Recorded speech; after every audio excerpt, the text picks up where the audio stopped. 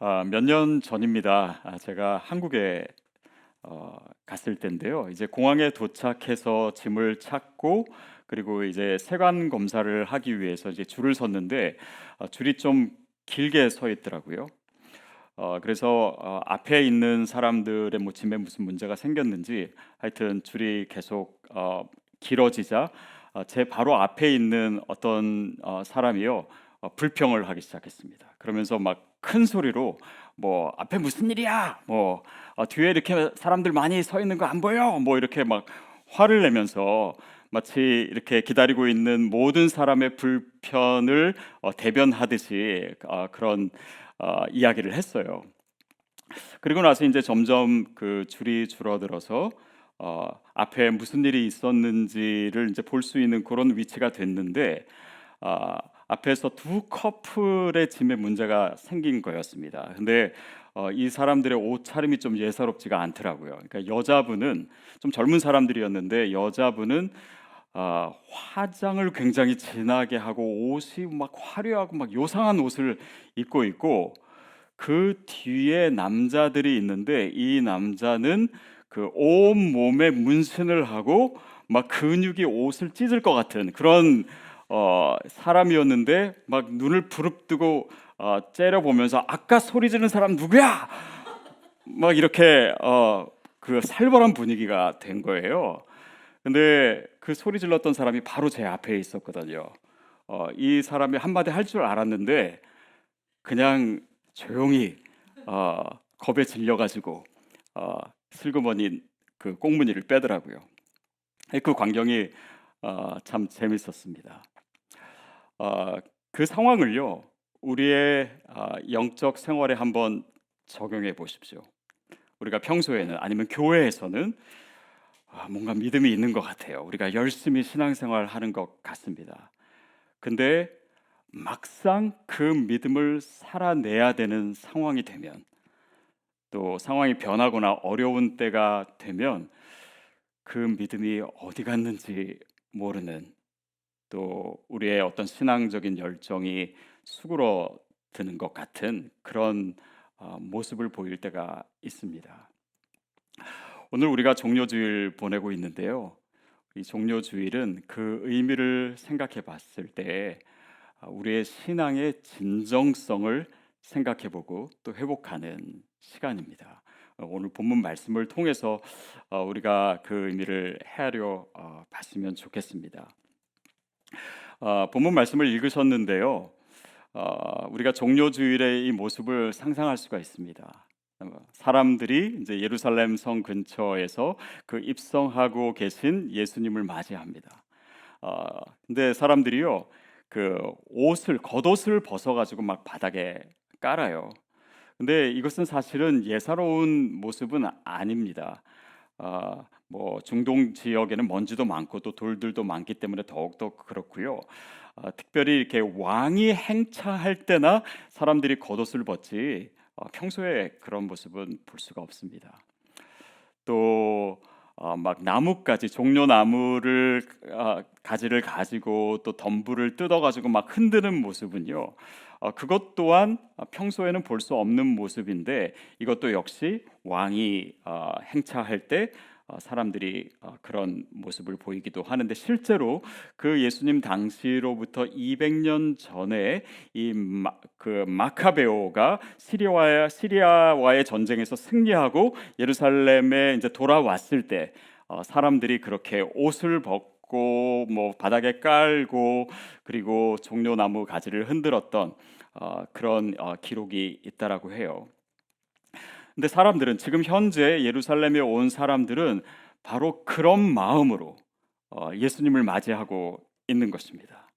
근데 그런 마음이라고 하는 것이 사실 예전에 이스라엘 유다가 뭐 시리아를 이기고 그래서 모든 어떤 이 민족적 자존감이 세워지고 또 예전의 영광을 회복하는 그런 의미에서 예수님을 환영한 것이지 사실 예수님의 오신 목적이나 또 그 구원의 의미를 이해해서 그런 것은 아니었던 것 같습니다.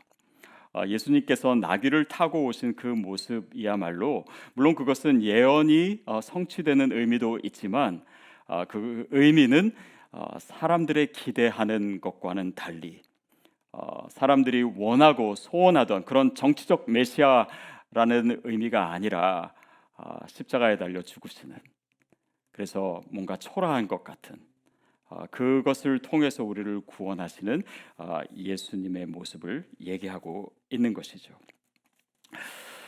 겉옷을 벗고 또 호산나를 외치고 또 종려나무 가지를 흔들고 그들이 예수님을 향해서 보여줬던 그런 환호와 열정, 아마도 그 사람들은 그것을 신앙이라고 생각했을런지 모릅니다.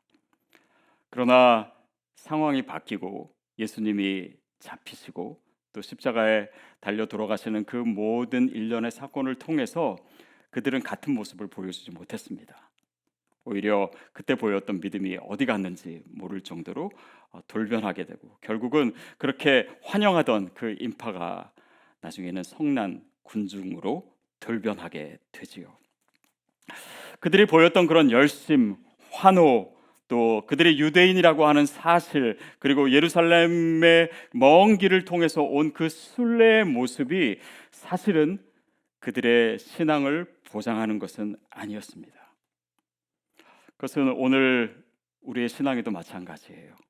우리가 어떤 종교적인 의식이나 아니면 어떤 헌신이나 어떤 그 겉으로 드러나는 이 모습이 우리의 신앙을 보장하지 않습니다.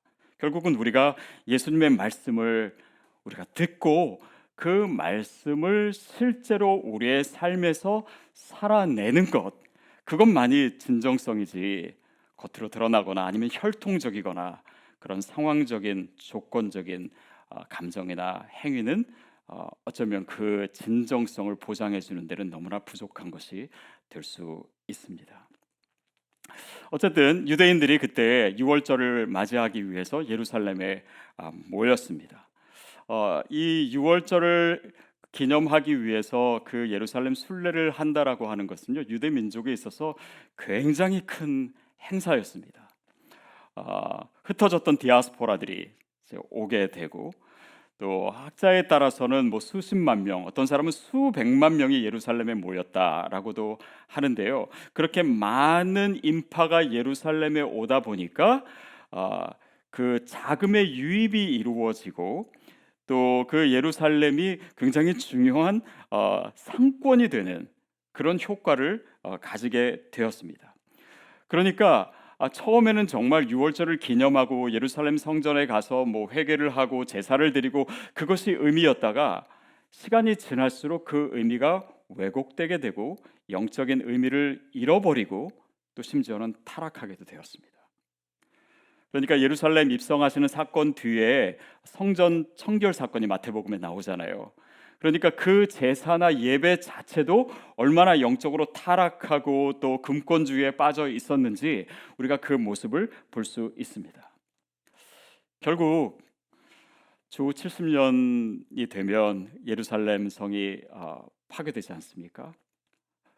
결국 그 예루살렘 성은 그 영적인 의미에서 봤을 때도 파괴될 수밖에 없는 그런 상황이었습니다. 그러니까 예루살렘 성전 자체는 나쁜 게 아닙니다. 중요한 것이고 좋은 것이에요. 또 그 순례도 의미가 없는 것이 아닙니다. 그러나 그 본래의 의미를 잃어버릴 때 그것은 없어져야 할 것이 되었다는 의미입니다. 여기서 우리가 생각해 봐야 될 굉장히 중요한 신앙적 의미가 있습니다. 어떻게 보면 우리의 신앙에 있어서 장애물이라고도 할 수 있는데요. 바로 성전 중심적인 신앙입니다. 유월절을 지키기 위해서 먼 곳에서 온 사람들, 또 뭐 예루살렘에 살던 사람도 있었겠죠. 그 사람들의 환호와 그 사람들의 신앙을 폄하하고자 하는 것은 아닙니다. 또 일반화시켜서도 안 되겠지요. 그렇지만 그들 가운데 우리가 볼 수 있는 성전 중심적인 신앙이 있습니다. 그리고 이 개념은 오늘 우리의 신앙을 돌아보면서 우리의 영적인 상태를 진단할 수 있는 굉장히 중요한 개념이 돼요. 성전 중심적인 신앙이라고 하는 것은 무엇이냐면 그들이 유대인이라고 하는 사실, 그래서 유대인들이 모이는 행사에 참여하는, 그러니까 혈통적이고 또 선민의식을 갖고 그것으로 인해서 나는 유대인이고 이방인은 아니고 그들을 차별하고 분리하는 그런 의식 자체는 유대인에게서는 영적인 의미가 있었다라고도 할 수 있지만 결국 그들의 신앙의 본질을 훼손하는 것이 되었다는 것이죠. 또 그들이 어떤 형식에 참여하고 의식에 참여하고 또 겉옷을 벗어서 깔고 호산나를 외치고 종려나무를 흔드는 그런 행위 자체는 필요한 것이고 의미가 있을 수는 있지만 그것 자체가 그들의 신앙의 그 본질은 아니었습니다. 그들의 신앙을 보장해 주는 것도 아니었죠. 또 물리적인 위치, 그들이 예루살렘 성에 왔다라고 하는 사실, 또 예루살렘이라고 하는 그 지역의 말하자면 그 거룩함과 그 의미, 그것은 물론 중요한 것이지만 그것 자체가 본질이나 의미는 아닙니다. 가난한 사람들은요, 예루살렘에 오고 싶어도 올 수가 없었습니다. 그러니까 먼 길을 여행해야 되고 여비가 필요하고 또 제사 드리려면 또 제물도 필요하기 때문에 아무나 올 수 있는 것은 아니었다라고 해요. 근데 한번 이렇게 생각해 보십시오. 우리가 뭐 여름에 해외 아우리치도 가고 선교하지 않습니까? 그것은 굉장히 유익한 것이고 또 그걸 갔다 왔을 때 우리가 선교에 대한 열정도 생기고 또 좋은 의미도 가질 수 있습니다. 그런데 모두가 참여할 수는 없거든요. 또 뭐 직장 때문에 아니면 건강 때문에 아니면 신분의 문제 때문에 재정적인 문제 때문에 못 갈 수도 있습니다. 근데 내가 마치 선교 여행을 다녀온 것 자체가 내가 선교적이고 내가 선교를 잘 알고 내가 경험이 많고 내가 다른 사람보다 더 낫다라고 생각한다면 여러분 아우리치 자체는 도움은 될 수 있지만 선교에 있어서 본질은 아닌 것입니다. 그것이 우리의 신앙을 보장하는 것은 될 수 없다라는 사실도 우리가 기억해야 돼요. 결국 그들이 유대인이라고 하는 사실이 곧 좋은 신앙이라고 하는 것을 의미할까요? 그들이 예루살렘에 왔다라고 하는 사실이 곧 그들이 신실하다고 하는 것의 증거가 될 수 있을까요? 그들이 겉옷을 벗고 호산나를 외치고 또 종려나무를 흔들었다라고 하는 사실이 그들의 신앙의 열정이 될 수는 있겠지만 신앙의 본질은 여전히 아닌 것입니다. 여러분 여기에 우리가 팬데믹의 상황에서 종료주의를 맞이하며 주님께 들어야 될 아주 중요한 메시지가 있습니다. 또 우리가 이 상황 속에서 어떻게 우리의 믿음의 본질을 회복할 수 있을까? 그 신앙의 진정성을 어떻게 가질 수 있을까라는 문제입니다. 팬데믹이 시작되고 1년이 지났습니다. 그리고 어떤 성도님들은 이 시간이 너무나 어렵다라고 또 많은 분들이 그런 얘기를 하시죠.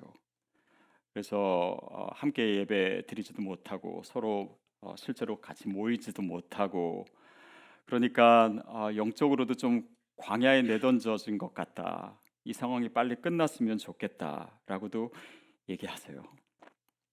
여러분 과연 우리가 이 시기를 보내면서 이 상황이 주는 의미는 무엇이고 또 이 상황 속에서 우리가 어떤 믿음의 대책을 가져야 될까요? 또 어떤 자세를 취해야 될까요? 먼저는 우리가 생각해야 될 것이요.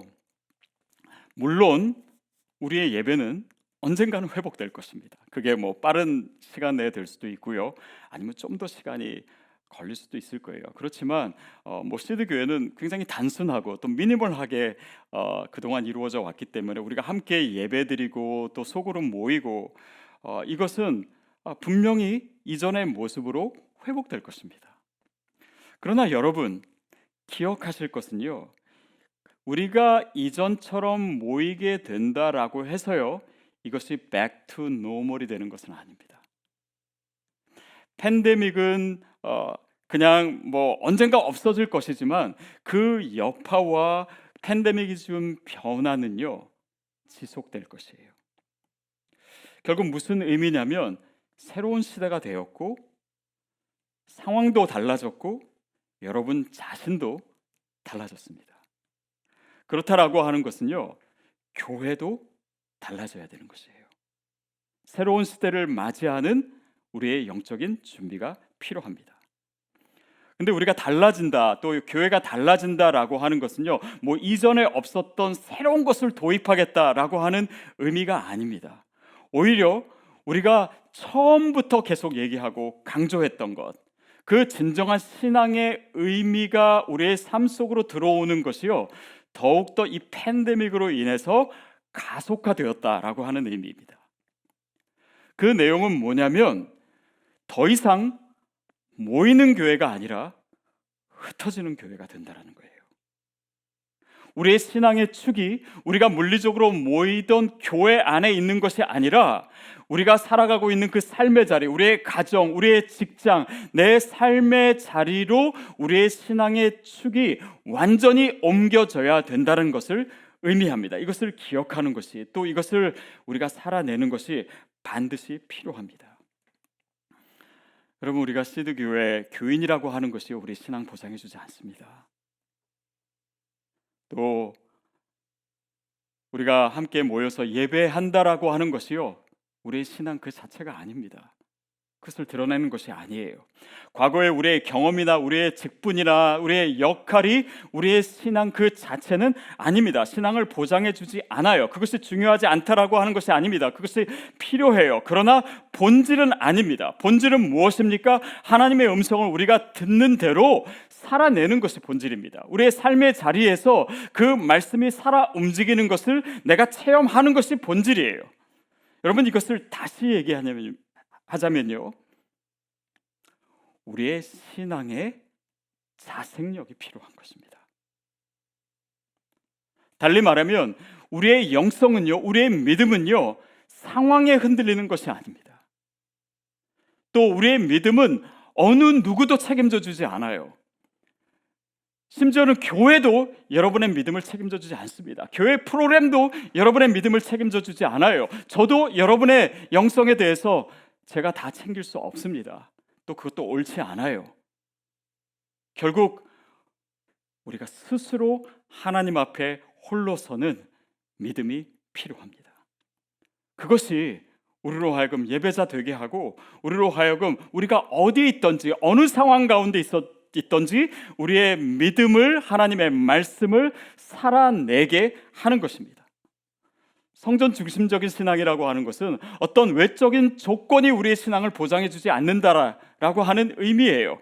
또 어떤 우리의 종교적인 행위나 경험이나 직분이나 역할이나 이런 비본질적인 것들이 우리의 신앙이라고 하는 착각, 그것이 바로 성전 중심주의적 신앙이고, 오늘 그것을 깨뜨리기 위해서 하나님께서 우리 삶에 역사하고 계신 것을 우리가 볼 수 있어야 합니다. 결국 신앙적으로 우리가 홀로 서야 된다라고 하는 것이요, 여러분 어쩌면 좀 야속하게 들리실 수도 있어요. 그러나 이것은요, 진리입니다. 팬데믹 이전에도 진리예요. 우리가 진정으로 우리가 주님 앞에 설 수 있고 그 말씀을 내 삶 속에서 살아내는 그 신앙이야말로 모든 우리의 믿음의 모습들을 의미 있게 하는 것이고 우리의 진정성을 보증하는 것이기 때문입니다. 누구도 책임져 주지 않습니다. 여러분, 우리의 자녀들의 신앙 교육도 마찬가지예요. 교회가 책임지는 것이 아닙니다. 이것은 교회가 아무것도 안 하겠다는 말이 아니에요. 교회는 교회가 해야 될 일을 할 것입니다. 그러나 여전히 우리의 영성과 우리의 믿음과 그 살아있는 믿음은 우리 안에서 이루어져야 되는 것이에요. 물론 믿음은요, 전적인 하나님의 은혜입니다. 그렇다고 해서 이 믿음을 누군가 책임져 주는 것은 아닙니다. 내가 주님 앞에서 말씀과 씨름하고 그 말씀을 내가 온 몸과 존재로 느끼고 살아내는 것만이 우리 신앙에 있어서 본질이고 진정성이에요. 저는 이것이 바로 오늘 우리에게 말씀하시는 하나님의 너무나 중요한 메시지라고 믿습니다. 이제는 우리가 교회 나오지 못하기 때문에 내가 제대로 예배드리지 못하고 신앙생활이 예전 같지 못하다, 이렇게 얘기할 수 없습니다. 신앙은 원래 교회를 나올 수 있는 상황이나 나올 수 없는 상황이나 변하는 것이 아니에요. 오히려 이 상황 가운데 더 지켜내고 더 강해져야 되는 것이 우리의 믿음입니다. 온라인으로 예배하기 때문에 나는 제대로 예배 못 드리고 있어.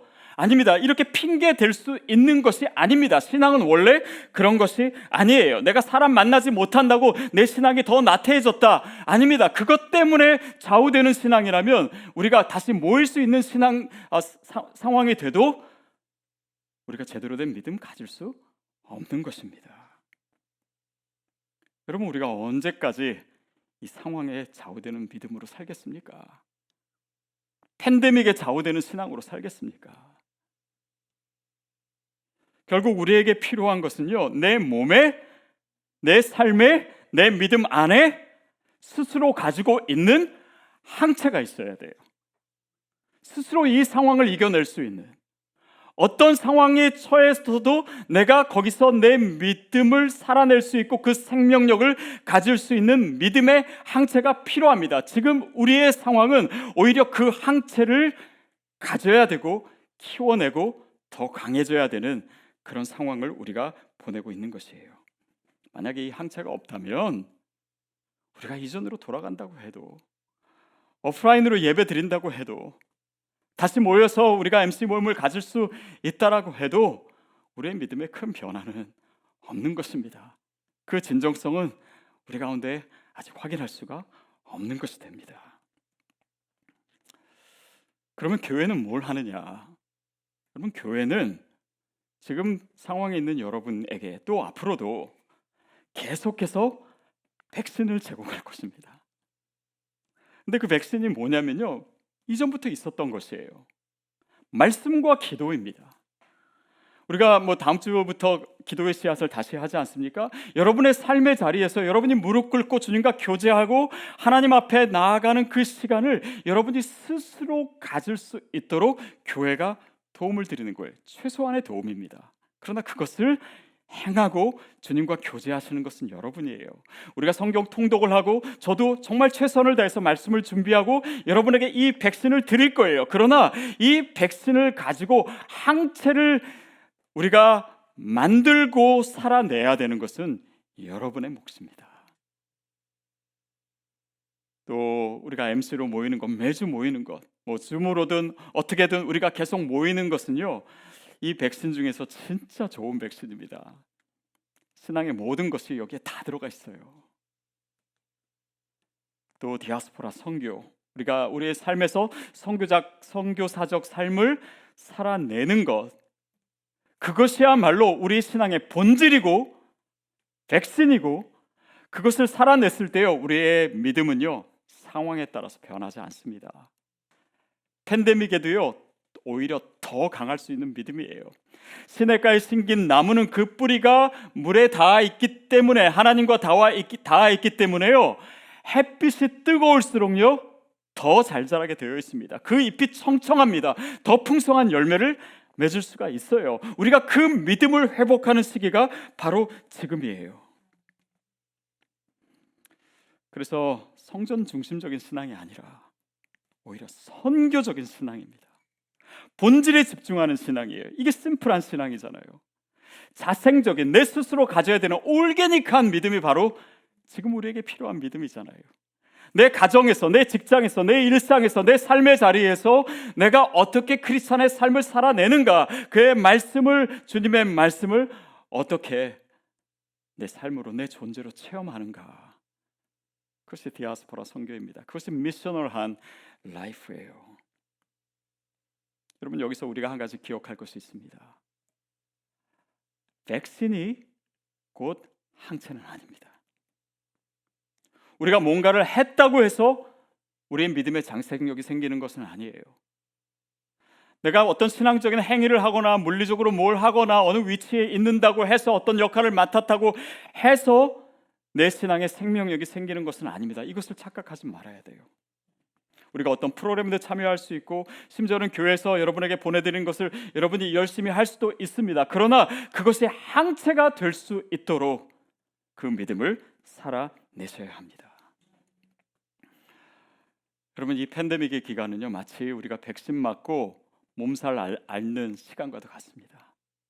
어쩌면은 여러분의 느낌이 맞아요. 정말 광야에 던져진 것 같고 어떻게 해야 될지 모르겠고 내 믿음이 약해지는 것 같고 몸도 아픈 것 같고, 여러분, 그러나 이것이 항체가 생기는 시간이라는 것을 여러분 반드시 기억하셔야 돼요. 믿음의 자생력을 가지셔야 합니다. 그리고 많은 분들이요, 이미 그렇게 살고 계시더라고요. 지난주에도 또 신방을 하기도 하고 또 여러분 MC 모임에 줌으로 참여하기도 하면서 여러분의 신앙의 모습을 볼 수 있는 시간들이 있었습니다. 근데 제가 마음이 너무 뜨겁습니다. 여러분이 믿음으로 이 시간을 보내시는 그 모습과 이야기들을 들으니까요, 너무너무 아름다운 믿음의 여정을 걷고 계시더라고요. 제가 너무 사적인 이야기들이 많아서 일일이 말씀을 드릴 수는 없지만 한 주 한 주 주어지는 이 말씀을 실제로 내 삶에서 살아내기 위해서 여러분의 몸부림치는 모습들이 있더라고요. 정말 용서하기 어려운 사람을 용서하는 그 믿음의 도전을 여러분이 하고 계시더라고요. 부들부들 떨면서도 용서하기 힘든 사람을 용서하고, 내 삶이 정말 지금 어려운 상황에 있고 몸도 아프고 힘든 가운데 이 믿음을 내 삶으로 여전히 살아내고 계시는 그 여러분의 모습 보면서 너무 감사했습니다. 너무 감사했어요. 여러분, 그것이 바로 진짜 믿음입니다. 그것이 믿음의 진정성이에요. 그 말씀을 가볍게 여기지 않고 내가 크리스찬으로서 살아내는 것, 거기에 무슨 외적인 어떤 종교 의식의 의미가 있겠습니까? 실제로 그렇게 살아내시는 분들 중에서는요, 교회에서 직분을 한 번도 받아보시지도 않고 교회 나오신 지 얼마 안 되는 분들도 계시더라고요.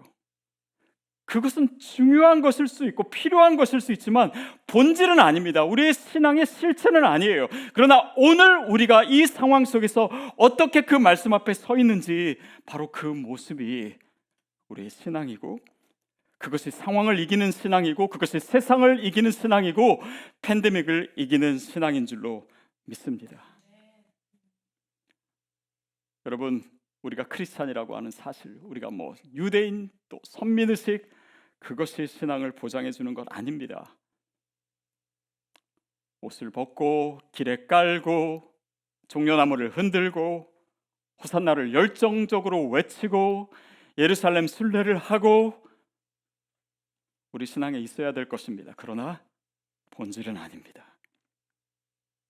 그런데 하나님은요,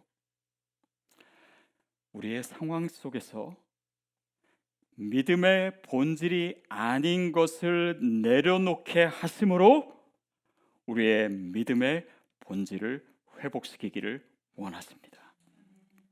그것이요, 때로는 보이기에 위기 상황일 수 있어요. 어려운 상황일 수 있습니다. 그러나 진짜 믿음을 살아내야 되는 상황이에요. 그렇다면 그것은 영적으로 악조건이 아닙니다. 그것은 영적인 축복이에요. 훈련시키는 시간입니다. 믿음을 살아내야 되는 신앙이고 또 시간입니다. 어떤 상황에도 흔들리지 않는 견고한 믿음을 주시는 하나님의 축복의 시간입니다. 그렇다면 여러분, 우리가 지내고 있는 이 팬데믹의 상황은요, 영적인 위기가 아닙니다. 영적인 축복의 시간입니다. 최악의 상황이 아니라 어쩌면 최선의 상황인 줄로 믿습니다. 그러니까 여러분, 우리가 처해 있는 이 상황 속에서 믿음을 살아내셔야 합니다. 스스로 날마다 말씀과 기도의 자리로 나오셔야 됩니다. 우리가 대면에서 모이던 모이지 않던 여러분, 모이기를 힘쓰셔야 됩니다. 선교적 삶을 살아내셔야 됩니다. 그 말씀이 내 귀에 들리고 하나님의 음성이 되어서 내 삶의 실체가 되는 그 믿음의 삶을 날마다 순간마다 우리의 삶의 자리에서 살아내셔야 됩니다. 종려주일은 그런 의미에서 우리의 신앙의 실체를 바로 보고 그 진정성을 회복하는 시간입니다. 오늘을 보내면서 또 예배 가운데 또한 고난주간을 보내면서 우리가 진정으로 주님 앞에 서 있고 그 모든 상황을 이겨내고 요동치 않는 그런 견고한 믿음 가운데 우리 모두가 설 수 있게 되기를 주님의 이름으로 축복합니다.